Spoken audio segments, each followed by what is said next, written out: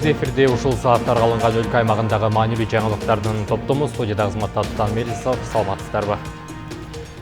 Қазақстандан келген жарандарға жардамдарды кабыл алуу боюнча пункттар уюштурулат. Мындай чечим Кыргызстан элдеринин ассамблеясы тарабынан кабыл алынды.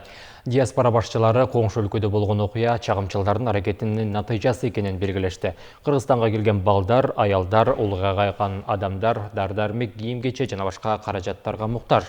Тиешелүү мекемелердин кызматкерлери, дарыгерлер да тынымсыз көмөк көрсөтүп жатышат. Казакстандан келген жардамга муктаж адамдар көбүнчө Токмок шаарында жана ага жанаша жайгашкан айылдарга убактылуу жайгаштырылды.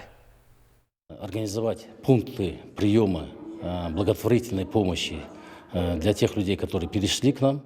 Жарандарды тынчтыкка, ынтымакка чакыруу чечимин кабыл алдык. Ошондой эле жардамдарды кабыл алуу пункттары иштейт. Алар Кыргызстан эл ассамблеясынын имаратында жана Ысык Ата районунда караштуу Достук айылындагы мечитте жайгашат. В чем они сегодня нуждаются? Балыкчы шаарында 16 миңден ашык кыймылсыз мүлк каттоодо турат. Санырып тештирүү иштеринин алкагында бул иш кагаздарынын 13 миңден ашык электрондук вариантка өткөрүлдү.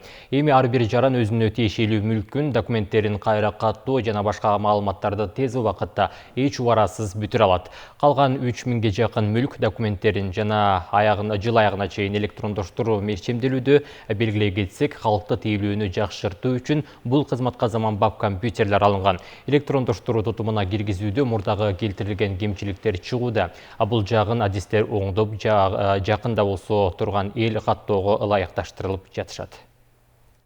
Азыркы убакта жер талаштар көп болуп жатат.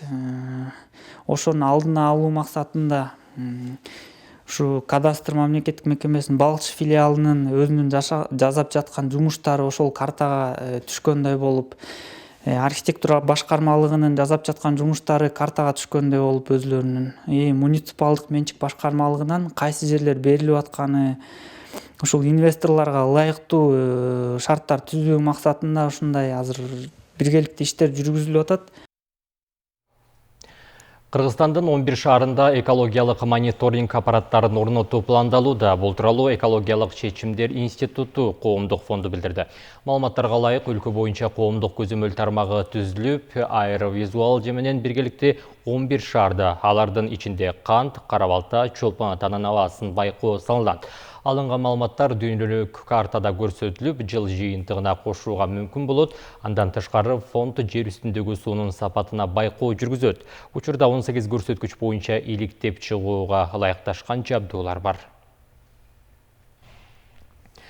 Кыргызстан дүйнөнүн эң арзан өлкөлөрдүн катарына кирди, ал World Magazine басылмасы жарыялаган рейтингде белгилүү болду. Басылма жашоо тиричилик минимумуна карап 132 мамлекетте тизмектеген, рейтингде Кыргызстан 127 орунду ээлеген. Жашоосу Кыргызстандан да арзан деп коңшу Өзбекстан, Сирия, Индия, Афганистан жана Пакистан өлкөлөрү көрсөтүлгөн.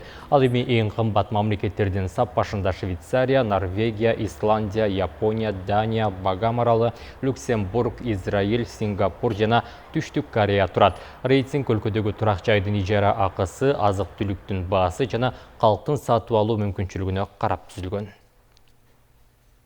Началась не сегодня. Бир топ убакыттан бери даярданып жатабыз. 2019-жылы даярданып баштап, Ысык көлдө жана чет жерде жыйындарды өткөрдүк. Андан кийин мелдештерге катыштык. В этом году первое полугодие как минимум нужно лицензию завоевать. Быйыл жолдомо алууга аракет кылыш керек. Мен бул спорттун түрү үчүн абдан жашмын. Ошого карабастан Олимпиада оюндарында мыкты көрсөткүчтү көрсөтүү абзел. Ушул сааттарга алынган маанилүү жаңылыктардын топтому мына ушулар болду. Иш күнүңүздөр жагымдуу маалыматтар менен улансын.